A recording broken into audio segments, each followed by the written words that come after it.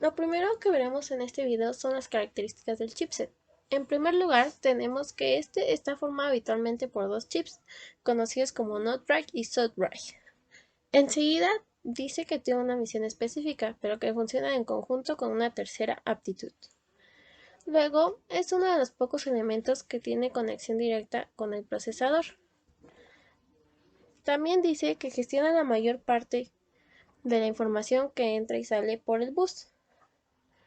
También realiza las transferencias de datos entre los canales de comunicación internos. Cabe destacar que de la calidad y características del chipset dependerán obtener o no el máximo rendimiento del microprocesador, las posibilidades de actualización del ordenador y por último el uso de ciertas tecnologías más avanzadas de memorias y periféricos.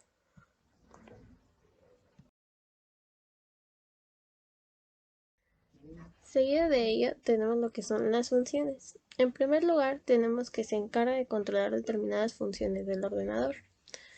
También controla la interacción del microprocesador con la memoria o la cache, o el control de puertos PCI, AGP, USB.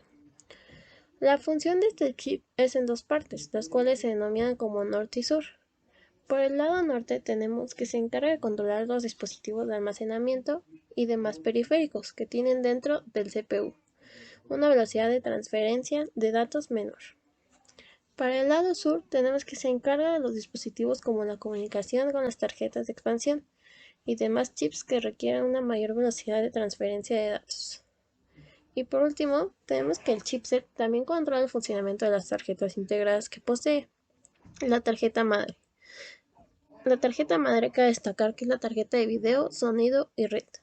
Por lo tanto, también debe instalarse sus respectivos drivers para que se active u optimice su funcionamiento. Estos drivers también vienen en el CD de instalación de la tarjeta madre. Bueno, ahora veremos las ventajas y desventajas. Como ventajas tenemos que en periodos que se evitan largos periodos de comprobación de compatibilidades y funcionamiento. En dimensiones tenemos que presentan muchas ventajas asociadas a la reducción de sus dimensiones. En conexiones tenemos menor peso y longitud de conexiones. En velocidad tenemos mayor velocidad de respuesta. En componentes tenemos menor número de componentes auxiliares. En energía tenemos bajo precio y consumo de energía. En comunicación establecen comunicación de comunicaciones seriales. En interfaces tenemos que se caracterizan por tener interfaces estándar para los demás dispositivos. Bueno, ahora veremos las desventajas. Tenemos en actualización que no se puede actualizar pues se encuentra soldado a la placa. En limitación tenemos limitación de niveles de potencia y de voltaje. En integración no es posible integrar bobinas y transformadores. Y en deterioro, en caso de deterioro, se ha de sustituir completamente el circuito integrado auxiliar, ya que por la complejidad y tamaño de los componentes se hace inviable su reparación.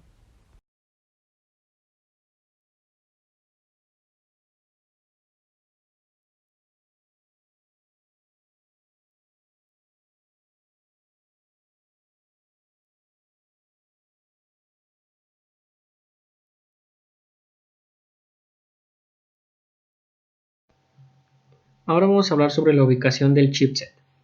La arquitectura actual del chipset denominada puente norte o puente sur o en inglés North Bridge to South Bridge está basada en una doble visión estratégica funcional del mismo en base a la velocidad de los tipos de dispositivos que se pueden conectar. El North Bridge aparece en las placas ATX y se sitúa en la parte norte de la placa junto a la CPU y a la memoria. El North Bridge también se encarga de gestionar la memoria, la comunicación con el procesador, los puertos gráficos y la comunicación con los demás componentes del equipo a través del South Bridge. Aunque antiguamente los North Bridge también gestionaban los puertos PCI, actualmente quienes gestionan esos puertos es el South Bridge. En el caso del South Bridge, no está directamente conectado a la CPU, pues la conexión a la CPU es a través del North Bridge mediante el DMI o el Direct Media Interface. Este se suele llamar concentrador de controladores de entrada-salida o Input-Output Controller Hub, porque se encarga de controlar casi la totalidad de los elementos de entrada-salida del equipo y algunas otras funcionalidades de baja velocidad. El South Bridge se encarga de controlar los elementos que son la administración de la potencia eléctrica, la BIOS, la bus PCI e ISA, los controladores DMA, los controladores SATA o PATA, el controlador de interrupciones, la interfaz de sonido, el reloj en tiempo real, el soporte de Ethernet, RAID y USB. Aunque algunos de los elementos que hemos mencionado son controlados por un chip independiente como el puerto de Ethernet o la interfaz de sonido, quien se encarga de la coordinación de todos estos es el Southbridge. Ahora vamos a hablar sobre las fallas más comunes que se encuentran dentro de que puede tener un chipset, así como algunas soluciones que pueden funcionar.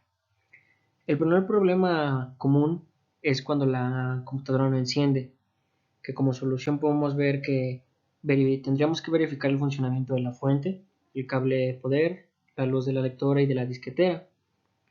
Otro problema es que puede encender pero no nos manda ninguna imagen, en el que en este caso el problema puede estar en la placa de video o en las memorias, las cuales pues, posiblemente estén un poco removidas o simplemente hayan tenido algún problema para que dejen de funcionar.